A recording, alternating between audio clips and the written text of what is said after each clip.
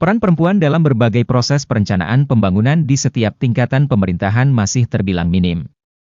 Suara kaum perempuan dalam berbagai kesempatan pengambilan keputusan dari tingkat desa hingga tingkat provinsi kerap terabaikan dan tidak terdengar.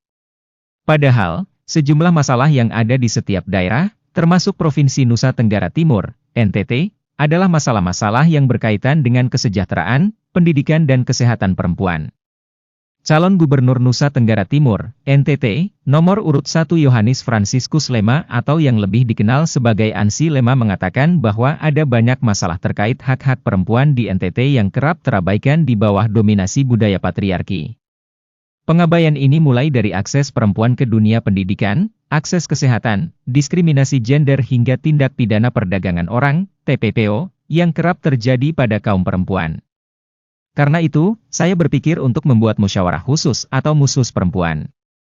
Pelibatan perempuan dalam perumusan kebijakan sebagai bentuk gender mainstreaming atau pengarusutamaan gender. Banyak masalah di NTT berkaitan dengan perempuan, sehingga suara perempuan mulai dari level desa harus didengar, dan banyak masalah terjadi di desa, ucap Ansi Lema, Kamis 31 Oktober 2024. Politisi PDI Perjuangan itu mengungkapkan bahwa Ansi Jane telah menyiapkan program solutif untuk mengatasi persoalan tersebut.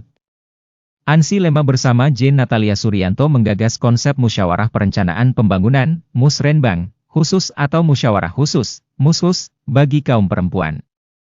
MUSKHUS perempuan adalah upaya Ansi Jane untuk mewujudkan kesetaraan dan keadilan gender dalam penyelenggaraan pelayanan publik di Tanah Flobamora dengan melibatkan secara dini kaum perempuan dalam proses pengambilan kebijakan. Perempuan harus memiliki ruang-ruang publik untuk mereka bersuara secara bebas dan terbuka. Mantan anggota Dewan Perwakilan Rakyat, DPR, RI itu menjelaskan, MUSKHUS perempuan merupakan bagian dari musrenbang tematik yang digunakan untuk mengidentifikasi kebutuhan dan aspirasi pembangunan dari kelompok perempuan, anak, ataupun disabilitas sebagai kelompok rentan. Tujuannya adalah menghasilkan pembangunan yang ramah terhadap berbagai kelompok marginal. Melihat dasar aturannya, musrenbang tematik adalah bagian dari membangun partisipasi masyarakat dalam pembangunan berdasarkan dua unsur legalitas.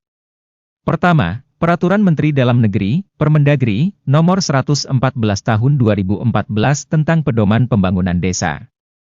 Kedua, Peraturan Menteri Desa, Pembangunan Daerah Tertinggal, dan Transmigrasi, Permendes, Nomor 21 Tahun 2020 tentang Pedoman Umum Pembangunan Desa dan Pemberdayaan Masyarakat Desa.